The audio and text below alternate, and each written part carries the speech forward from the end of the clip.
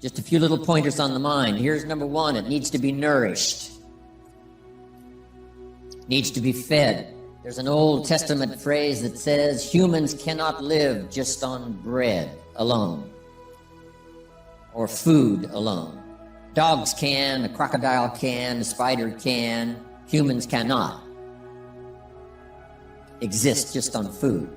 Here's what it says. Humans also need words. Words nourish the mind. Words give life. Words create insight. Because there's more than one way to see. If we see with our eyes, we call that sight. But there's another way to see called insight. That's why we come, gather for a couple of days, attend the classes, go to the training, read the books, do all the stuff, is to develop more insight. Letting our mind be nourished to think, ponder, and wonder, and conceive ideas, projects, purpose. Give structure to something for the future, whether it's better health or better career, better future. Next, the mind needs to be exercised. We talked a bit about that earlier.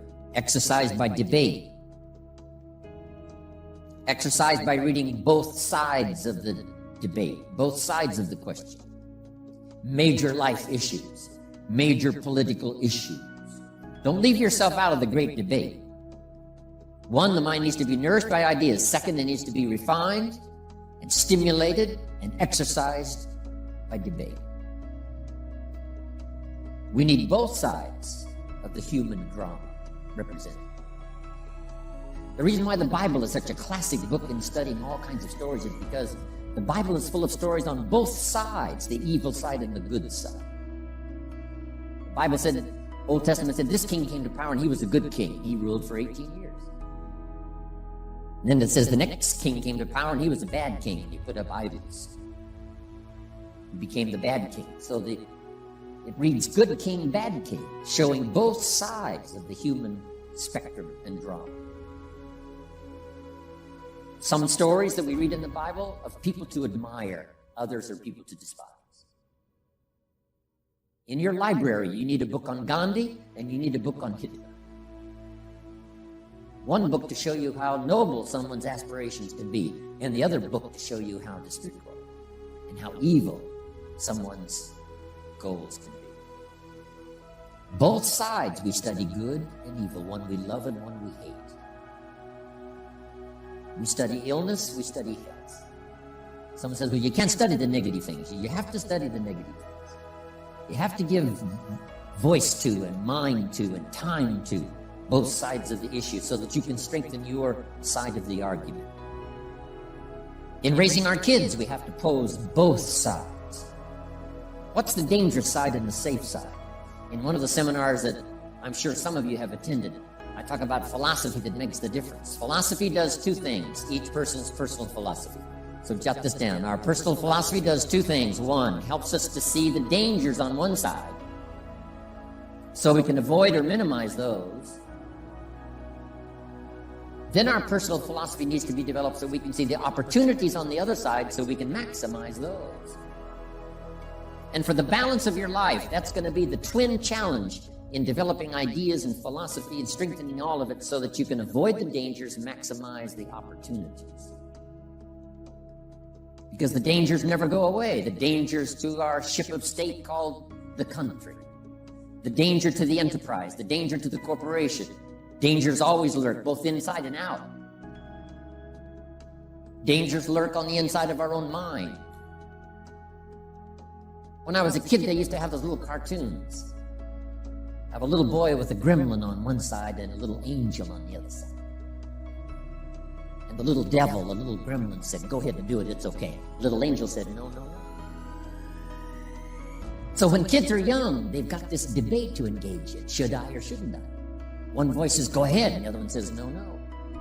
So we hope as the years pass and as the classes pass, and as we go from grade 1 to grade 2 to grade 5 to grade 10, we will learn more, as Abraham said, to listen to the better angels of our nature, to appeal to our conscience, and let our conscience help, along with God and whatever else you belong in that has good influence on helping to make right decisions. Avoiding the evil one, avoiding the danger, the dark side, and appeal to ourselves to engage in the positive side, the opportunity side. The battle of the mind is significant for us every day, what to think, what not to think. My mentor, Mr. Shove, said, stand guard at the door of your mind. And you decide what enters. You decide what to fill up your mind with, because it becomes the material with which you build your future. So, engaging the mind to make rational decisions about life. Beware of the thief on the street that's after your purse, but also beware of the thief in your mind that's after your promise. The thief in your mind that says you're too short, you're too tall, you've never done it before. What makes you think you can do it now? It's not going to work for you. Someone else could find the book, you'll never find the book. If you found the book, you wouldn't read it. If you did read it, you wouldn't understand it. That's stuff that goes on in our mind. So jot down this key phrase. It's one of the best for the day. Whatever you do, don't become a victim of yourself. As you engage in this debate, what to eat, what not to eat, where to go, where not to go, what to say, what not to say, what to do, what not to do, make sure that you strengthen the positive side of this argument with yourself, so that day by day you become healthier, day by day you become stronger, day by day you become wiser. Day by day you build a better shield and immunity. An inside immunity to ward off disease, but an outside immunity to ward off all the negative and all the trash and all the stuff that would not enhance your personal development nor your promise for the future.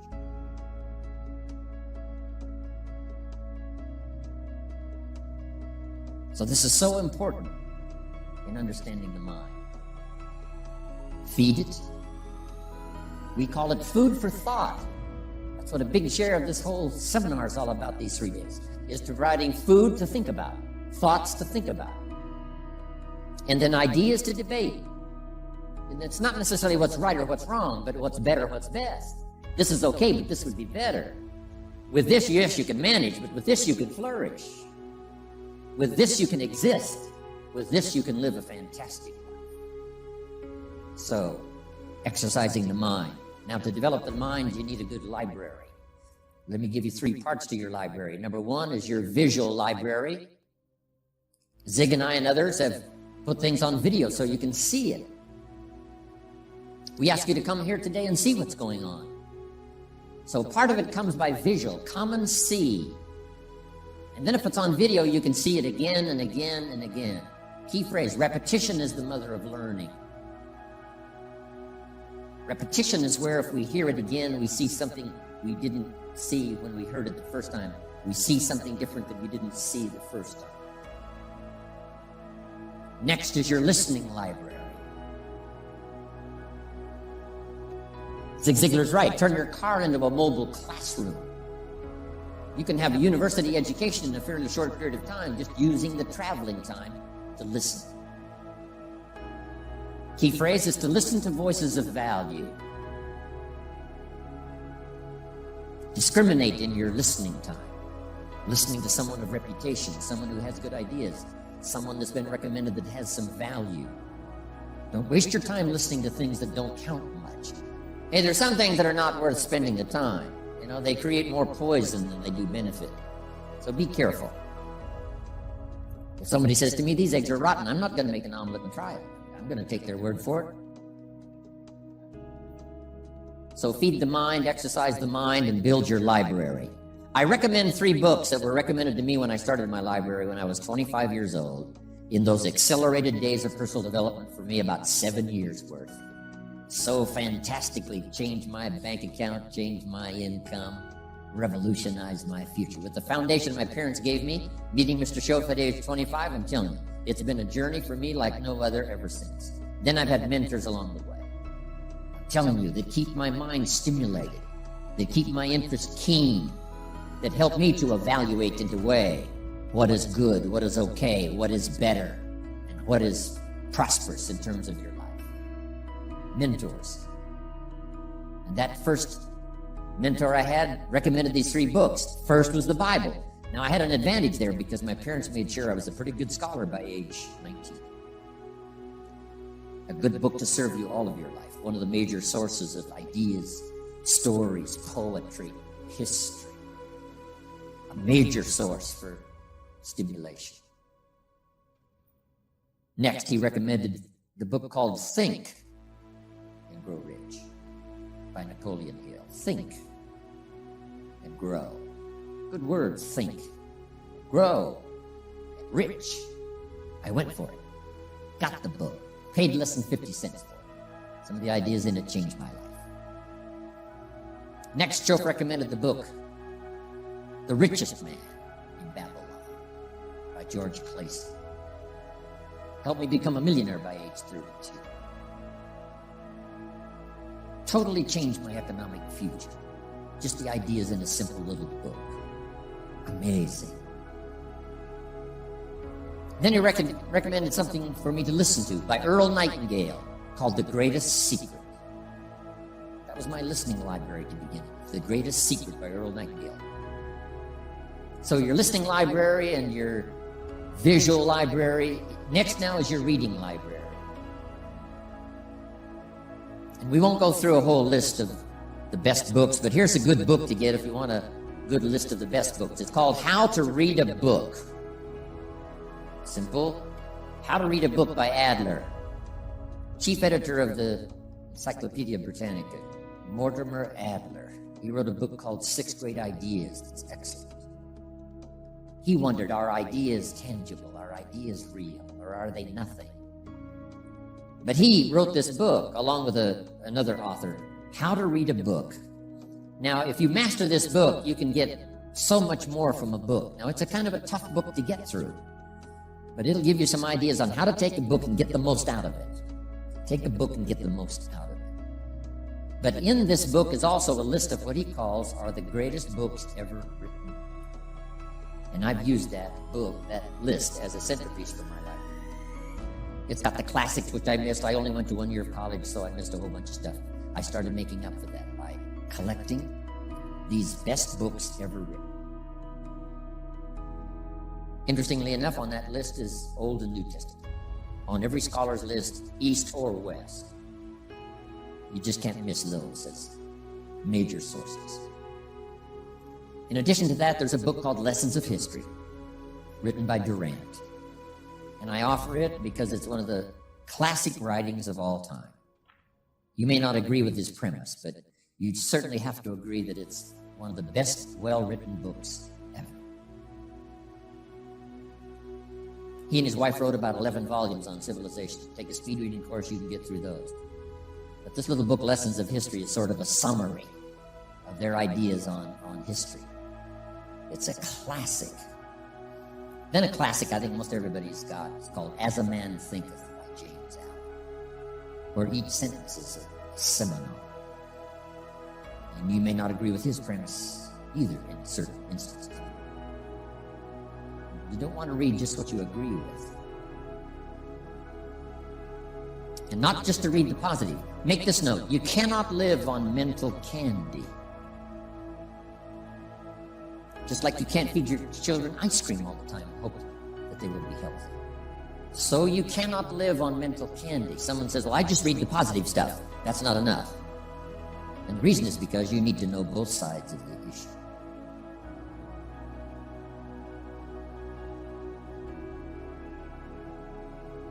So start your library like I did, age 25. I mentioned in another seminar, haven't read everything in my library, but I feel smarter just walking in it, right? Smart enough to buy it. Now I got to be smart enough to read it all. Then I got to be smart enough to sort through and decide what's valuable. So make that the next part now. In part of personal development for the mind, you got to sort through what you read, what you see, and what you hear, and decide which of all of that is valuable for you to try and do and master. This is where being a student comes in. Not a follower, but a student. You read one book on good health and it says, do what this book says, you'll live forever. You read the next book on health and nutrition and it says, if you do what that first book says, you'll die young. So someone says to me, Mr. Rohn, which of these books should I follow? Jot this down. Neither one. Don't be a follower. Read both books and make up your own mind.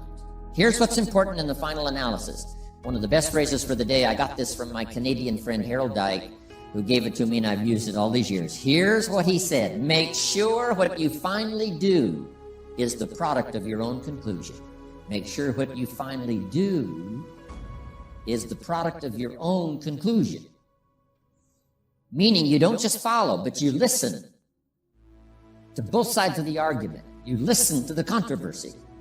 You try to master the points on both sides or three sides or whatever. Then you start charting your own course. It doesn't say you'll make always the right decision on what course to take or what to do. You can refine as you go. But make sure that what you do is the product of your own conclusions. Conclusions from the debate. Conclusion from what makes the best sense to you to try. Now, jot this down. Also give yourself a chance to change. Some things I held on to that I thought this was it. I'm telling you, after a while I gave it up, found out it wasn't it.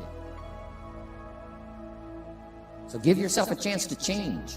Refine your philosophy. Refine your direction.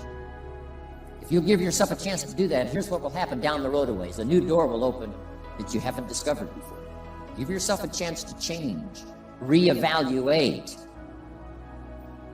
So let your library be a testimonial of your dedicated interest in accelerated personal development.